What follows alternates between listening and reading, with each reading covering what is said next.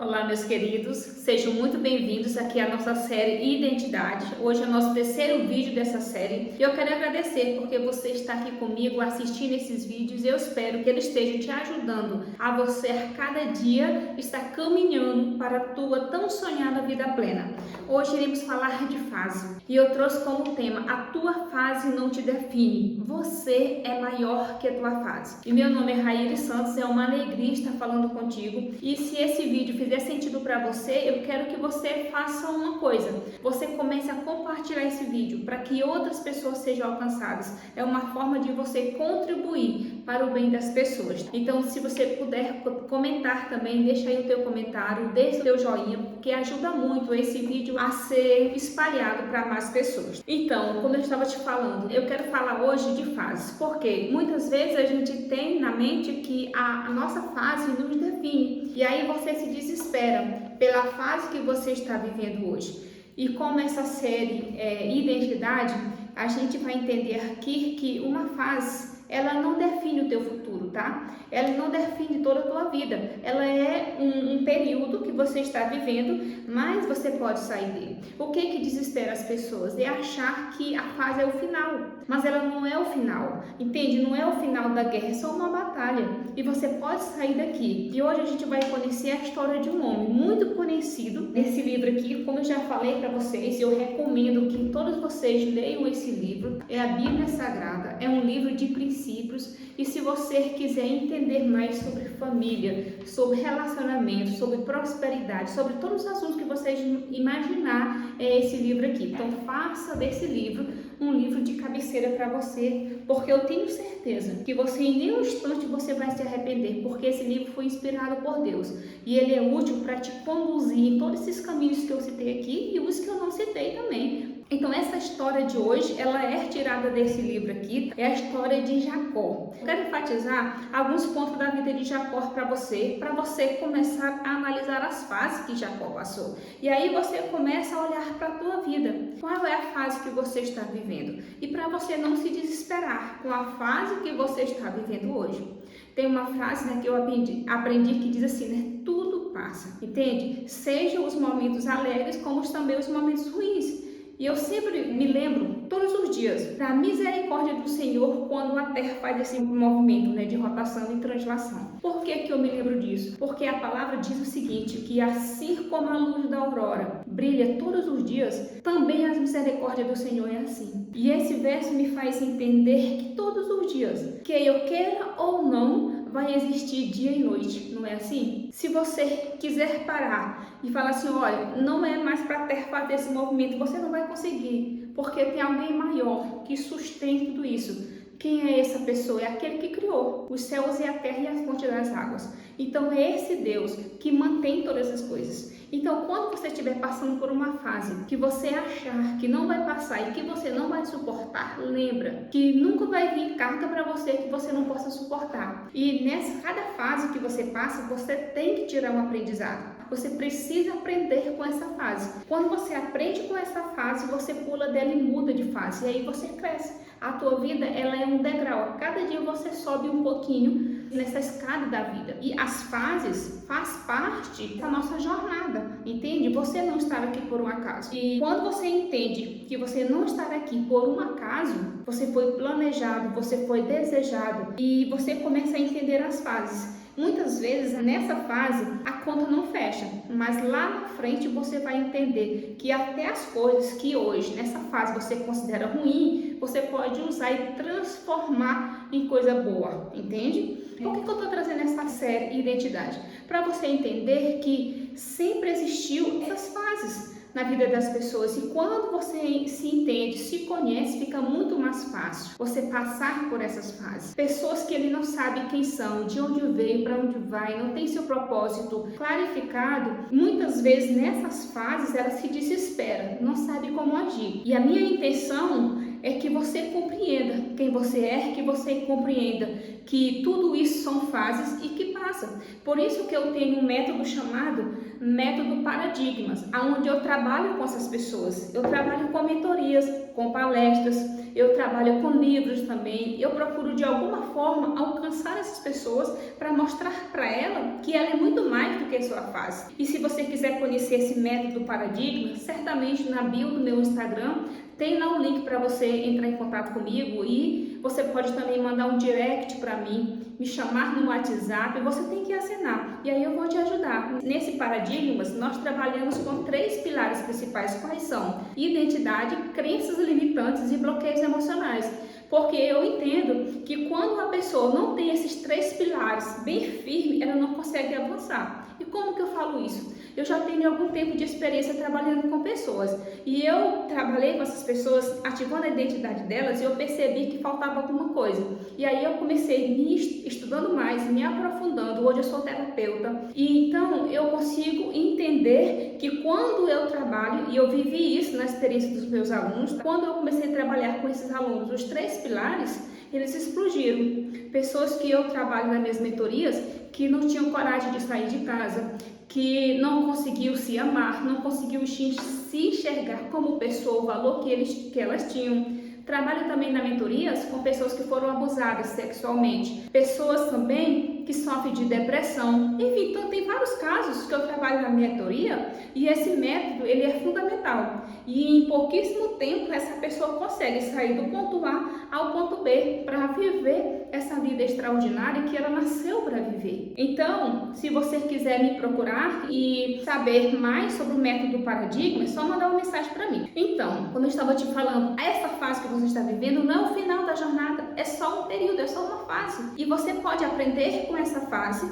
e depois você usar tudo isso para ajudar pessoas. Tem uma frase que eu falo assim, olha, que as nossas cicatrizes, elas são remédio para curar outras pessoas. Talvez você esteja numa fase hoje, onde você fala assim, como assim, Raíris? Que essa fase vai fazer com que eu ajude pessoas? Vai. Na minha vida foi assim, eu tive várias fases onde, no momento da fase que estava acontecendo, não fazia sentido, a conta não fechava. Mas hoje eu entendo que essas fases hoje me ajudam a eu cuidar de pessoas. Por exemplo, eu trabalho com pessoas que elas se sentem que não conseguem prosperar. Então, o que aconteceu comigo? Eu vim também de um lugar muito pobre, muito humilde. Eu tive a fase onde eu passei fome. Eu tive a fase onde eu tinha que caminhar todos os dias, mais de 15 quilômetros a pé para poder ir buscar o sustento. Porque nessa época, meu pai trabalhava de lavrador. E eu nasci no meio do interior, no meio do mato. Com 8 anos de idade, o meu pai veio para a cidade com a gente. Na época, meu pai tinha 5 filhos, com minha mãe. E depois nasceram mais 3 aqui na cidade. E nesse período aqui, o meu pai sempre só sabia trabalhar de roça. O meu avô nasceu lá nessa região, nunca veio à cidade. O meu bisavô também. Então, os descendentes do meu pai eram de lá. E ele foi uma pessoa muito disruptiva, meu pai, porque meu pai não sabe ler, meu avô também não sabia, toda a geração dele lá não sabia. Meu pai não sabe ler, ele disse assim, eu não sei ler e eu quero que meus filhos tenham outra oportunidade. Por isso foi a razão que meu pai saiu de lá, seus antepassados lá, e veio para a cidade. E aí foi aonde a gente começou a estudar, a gente começou a ver outras coisas e começou a expandir. Então meu pai foi um homem muito disruptivo na época dele, Então foi a fase, sabe? E quando nós chegamos na cidade, meu pai não sabia trabalhar de outra coisa, ele só sabia trabalhar de lavoura, que era o que ele fazia a vida inteira. E aí meu pai conseguiu um terreno aqui próximo à cidade, de Chapadinha, Maranhão, não tão próximo, cerca assim de 15 a 20 quilômetros, e nós não tínhamos transporte na época. E a gente ia caminhando. Eu tinha só 8 anos, até os meus 9, 10 anos, eu fui para a roça com meu pai. Então foi uma fase. Na época eu achava muito ruim, porque quem gosta de caminhar 15 a 20 quilômetros todos os dias a pé? E essas foi uma das fases que eu vivi. E Jacó também teve as suas fases. Eu tenho certeza que você também tem a sua fase. Mas nunca esqueça, essas fases que você está vivendo hoje não te define completamente, porque você só está em uma parte do caminho, ainda tem mais. A estrada é longa e você só está num pedacinho. E aqui pode ter essa fase quando você vai passar por pedras, onde você vai passar por espinhos, mas ali pode ter o caminho florido para você. E para quem não conhece muito a história de Jacó, Jacó é neto de Abraão. Lembra do Abraão, o pai da fé, que está escrito aqui nesse livro? Exatamente. Então, Abraão teve o filho Isaac e Isaac teve Jacó. E aí Jacó viveu essas fases da vida dele. E chegou um momento muito marcante na vida de Jacó, foi aonde? Porque Jacó, ele é gêmeo com Esaú. E aí, desde o ventre da mãe deles, a mãe deles era estéril. E aí Jacó ora para que sua esposa engravide Rebeca, ela era estéril. E aí ela engravida de gêmeos, Esaú e Jacó, tá? E desde o ventre de Rebeca, existe uma luta entre eles dois, né? E aí Rebeca consulta a Deus. Deus, por que meus filhos estão brigando? Por que ela consulta, né? Porque naquela época não tinha ultrassom, que nem tem hoje, né? Naquela época não tinha esses avanços da ciência. E aí as pessoas, elas costumavam consultar a Deus. Hoje deveria ser a mesma coisa, né? Antes de você ir no médico, deveria consultar a Deus, né? E aí Rebeca consulta a Deus. E Deus fala para Rebeca o seguinte: olha, dentro do teu ventre tem duas nações. E o mais novo vai liderar sobre o mais velho, né? Só que naquela época existia uma bênção especial para o mais velho, que no caso quem nasceu primeiro foi Esaú, né? E aí essa bênção é a bênção da primogenitura, né? E aí Esaú, porque ele nasceu primeiro, ele deveria receber a bênção. E aí chegou um momento, né, que eles nascem ali, começa a crescer, Esaú se torna caçador e Jacó se torna uma pessoa mais do lar.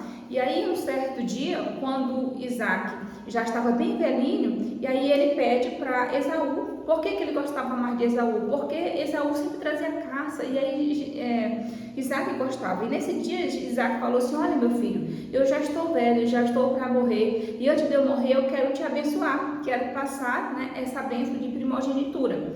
E aí você vai lá no mato, pega uma caça para mim, cozinha do jeito que eu gosto, e aí aqui eu vou te dar, depois dessa refeição, eu vou te dar a bênção da primogenitura. E aí Rebeca ouve essa conversa e aí fala para Jacó: olha Jacó, o teu pai hoje, ele vai dar a bênção de primogenitura para Esaú. Então, se finge que é Esaú para você conseguir a bênção. E eles fazem lá um bem bolado. Por quê? Porque Esaú, ele era muito peludo, né? E Jacó era liso. E aí eles matam um cordeiro lá e se cobre de pele. É uma longa história. Você pode acompanhar essa história aqui no capítulo 25 de Gênesis, tá? Que a história é bem comprida, mas eu quero resumir aqui para você dizendo o quê? Nessa confusão aqui, Jacó se passa pelo irmão, recebe a bênção que é do irmão, e aí o irmão tá lá para caça, né? Nesse momento, caçando. E aí o que acontece aqui? Cria ali uma rixa muito grande entre esses dois irmãos. Só que antes disso aqui acontecer, aconteceu um fato bem interessante, que está registrado no capítulo 25, dos versículos 29 a 34. O que está registrado ali? Como Esaú, como eu te falei, Esaú era primogênito e ele tinha direito a essa bênção. Só que Esaú, durante toda a sua vida, não valorizou essa primogenitura. Ele não valorizava, ele não dava atenção. O que era o primogênito? O primogênito,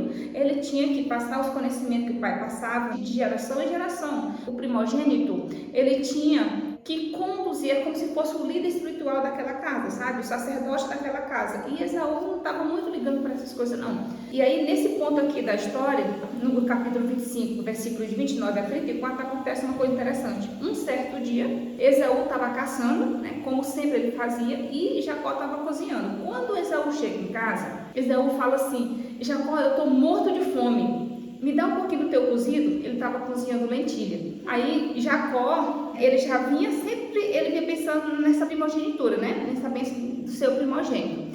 E aí ele chegou, nesse dia Esaú chegou cansado, e aí ele pede o cozido do Jacó. E aí Jacó fala o seguinte: olha, eu te dou o cozido com uma condição. Está escrito aí no capítulo 25, versículo 39 a 34. Eu te dou esse cozido com uma condição: se você me der o teu direito de primogênito. E aí Esaú, olha só as palavras de Esaú, como que ele não estava nem ligando para esse fato de ser primogênito. Ele fala assim: o que me adianta esse direito de primogenitura se eu estou aqui morrendo de fome, desfalecendo de fome? Não vai me adiantar de nada. Aí Jacó fala assim: então tu me vende o teu direito de primogenitura por esse prato de lentilha? Aí ele falou assim: beleza, tudo bem. Aí ele vendeu, e aí Jacó vai lá, serve ele a lentilha com pão, e ele come quando termina, Esaú simplesmente sai e não dá valor a nada. Então, resumindo, Jacó aqui, ele compra, né, esse direito de primogenitura de Esaú, que era um bem tão grande para eles lá, mas Esaú não estava nem dando a mínima.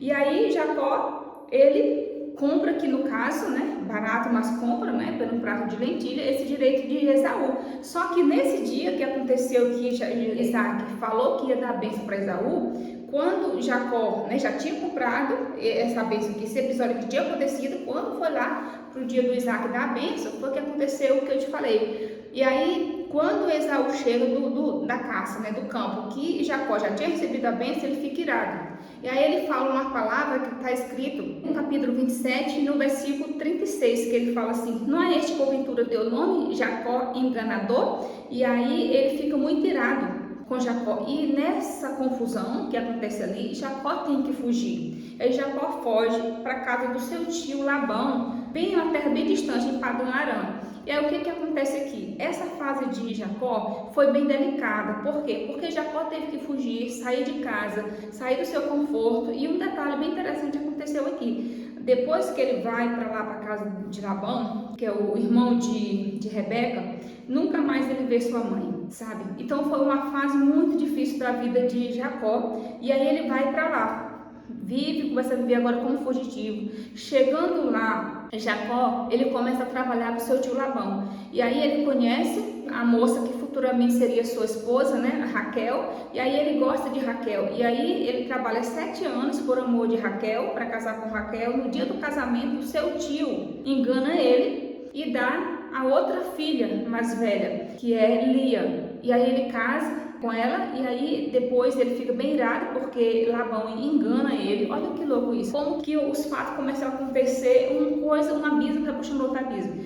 E aí quando ele percebe que na noite lá de núpcias não é a Raquel que ele amava, mas Lia, sua irmã mais velha, aí ele se irrita e fala com Labão, e Labão fala assim: olha, aqui na minha terra não é costume dar mais nova antes da mais velha, então trabalha mais 7 anos para mim, que aí eu te darei Raquel. E aí ele faz lá o pacto com Labão de trabalhar mais 7 anos por amor a Raquel. E aí, resumindo essa história, ele trabalha 14 anos ali, servindo seu tio Labão por essas mulheres. E aí, só que nessa fase aqui de Jacó, né, foi uma fase muito difícil para ele. Uma escolha que ele fez, ele passou por fora de casa, ficou fora de casa, foi trabalhar lá de servo, né, para o seu tio. E dependendo da fase que você está vivendo hoje, você pode pensar assim: ah, mas acabou para Jacó. Não acabou. Depois vai ter tantas coisas que vai acontecer na vida de Jacó que você vai entender que é igual a você. Eu não sei qual foi a fase que você está agora, que você fez escolha. Talvez você fez uma escolha não tão correta como fez Jacó, não é?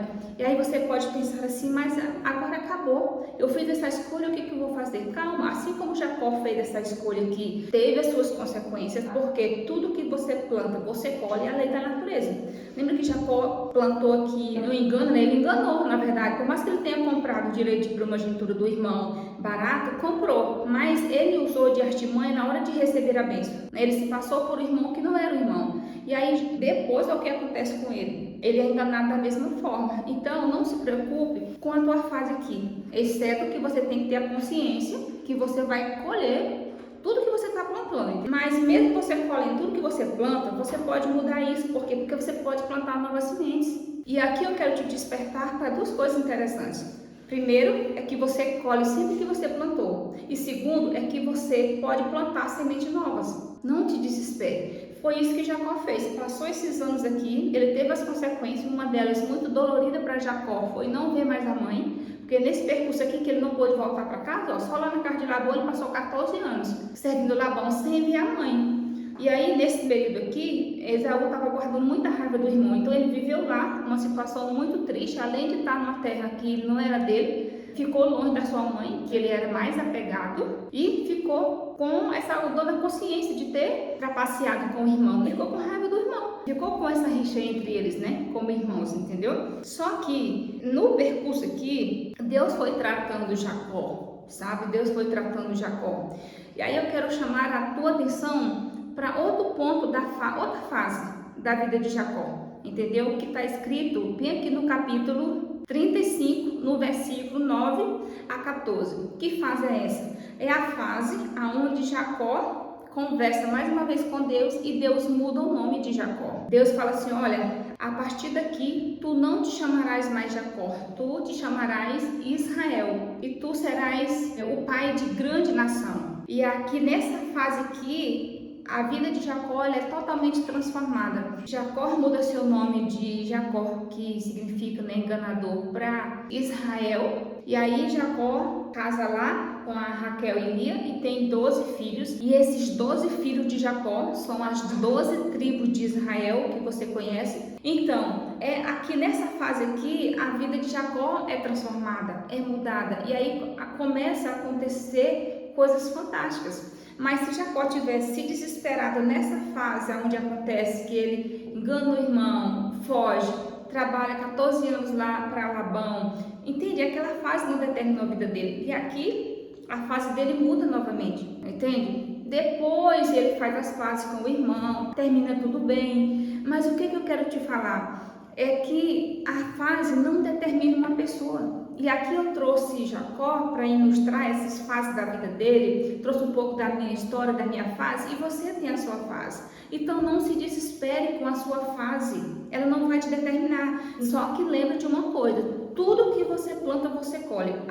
Todos os dias, quando você faz uma escolha de levantar ou não levantar, é uma escolha, tem uma plantação aí sendo plantada. Quando você escolhe perdoar ou não perdoar, você está plantando uma semente, seja perdão ou não perdão, e cada semente vai nascer o fruto segundo a sua espécie. Nunca esqueça disso. Todas as suas ações, elas são plantações. E dependendo da sua ação, é isso que você vai colher. Nunca esqueça disso.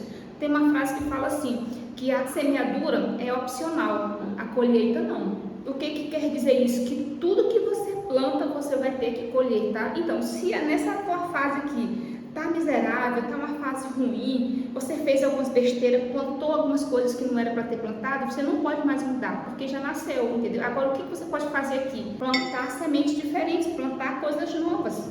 Entende? Desde a sua atitude, desde o que você fez, você nunca vai conseguir mudar o fruto. Você pode mudar a semente, aí vai nascer outros frutos. Se o teu fruto agora tá ruim, planta as coisas diferentes, porque aquela que você está plantando diferente vai nascer coisas diferentes, que são coisas boas. Então, nunca esqueça disso. A tua fase não te define e tudo que você planta, você colhe. Então, faz isso, começa a mudar. E você viu aqui na fase de Jacó que ele começou a plantar coisas diferentes, se arrependeu, depois ele faz as pazes lá com o irmão, se torna muito rico, se torna o pai das 12 tribos de Israel, mas ele cometeu essas falhas aqui, essas besteiras aqui. Mas se ele tivesse pensado que terminou aqui, tinha acabado a vida dele, mas não terminou aqui, entendeu? Enquanto você tem vida, tem oportunidade para você, você está caminhando, você ainda não chegou no final da tua jornada. E você pode mudar tanta coisa em cada percurso que você está fazendo, entendeu? Não chegou no final ainda. Enquanto você tem vida, enquanto você respira, você tem chance de mudar a história da tua vida. Você tem chance de mudar a fase da tua vida. Não te desespere. Nunca tem uma noite tão ruim, tão escura, que não vem um amanhecer depois. Nunca esqueça dessas coisas. Então, o meu objetivo aqui é te mostrar que existem fases. E você pode estar na fase ruim, ou como você também pode estar na fase boa. Se você estiver numa fase boa, parabéns.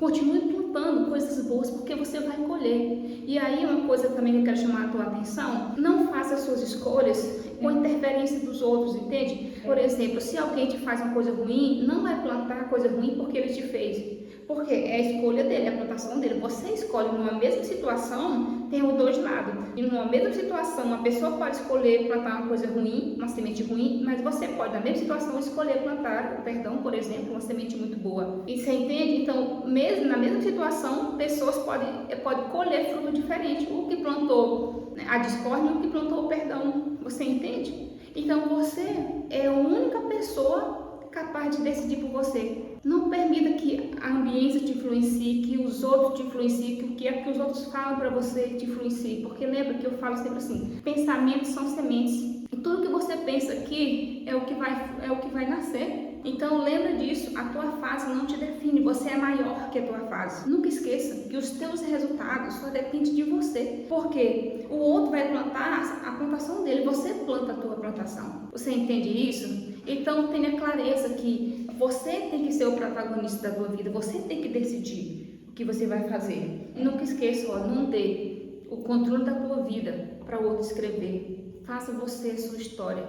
plante você a sua semente. Se você não está gostando da fase, planta coisa diferente que vai vir a fase da colheita que você está plantando, entende? Então, se você ainda não assistiu os outros vídeos falando sobre essa série Identidade, vou deixar aqui o link abaixo na descrição, os outros vídeos dessa série Identidade. Um abraço no teu coração e se você gostou desse vídeo, compartilhe com as pessoas, dê o seu joinha, não esqueça, porque isso faz com que outras pessoas sejam alcançadas. Cheiro muito grande no seu coração e te vejo nos outros vídeos falando dessa fase, tá bom?